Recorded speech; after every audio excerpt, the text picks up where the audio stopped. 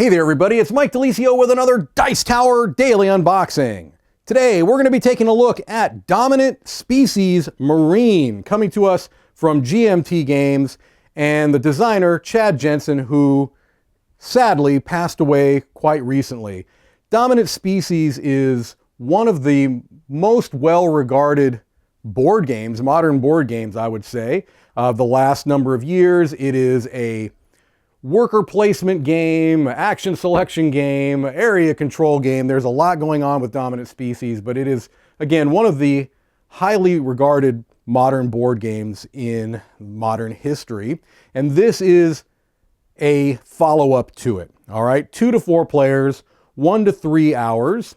And if you are familiar with Dominant Species, a lot of what we're seeing here is going to look slightly familiar to you, where you've got the kind of action selection worker placement spots on the right here, and then you've got the central area where you're going to be placing out different, at least in the original game, different biomes, and you would take on the role of a particular species and try to earn victory.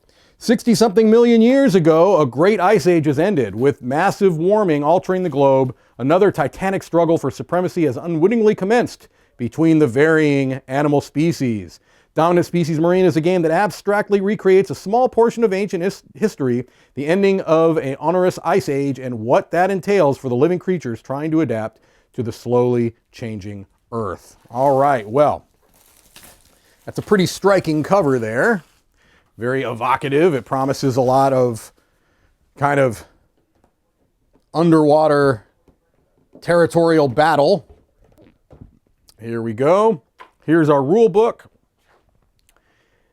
And it goes into an overview of the game, our game components, our markers and tiles, our cards, an illustrated step-by-step setup of the game, and it's going to be a fairly involved setup, it looks like, just like the original Dominant Species was.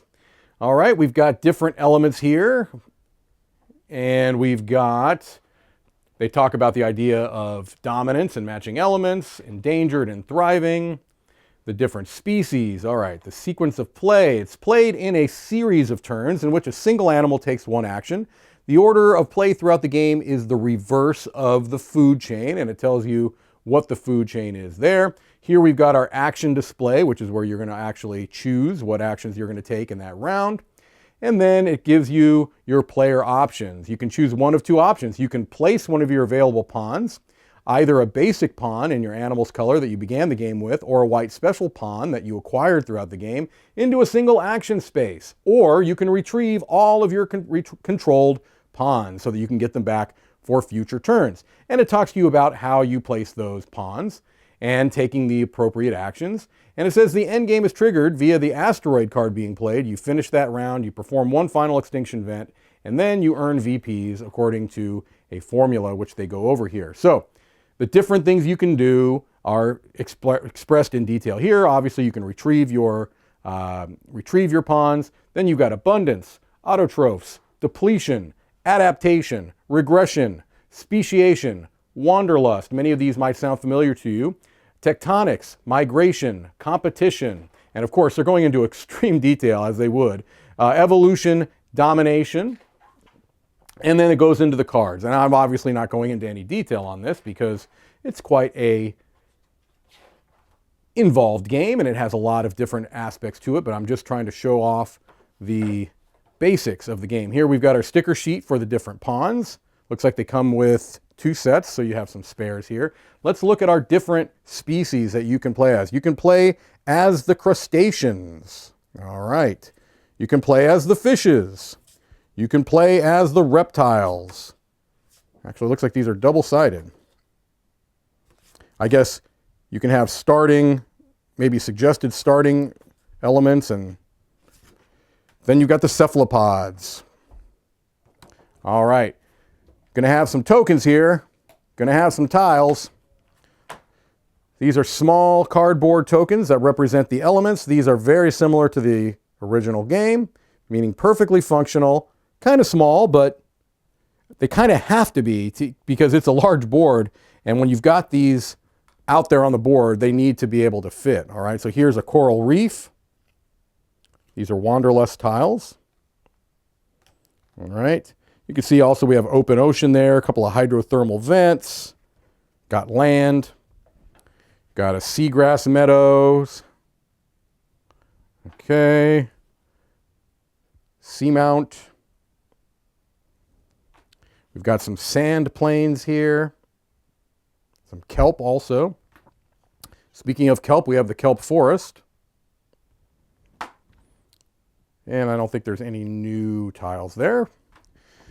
Okay, let's take a look at our board. Now, if it's anything like the first board, it will be very large, and I likely will not be able to get it all in frame, but I'll do my best. Let's scoot this out of the way for the moment.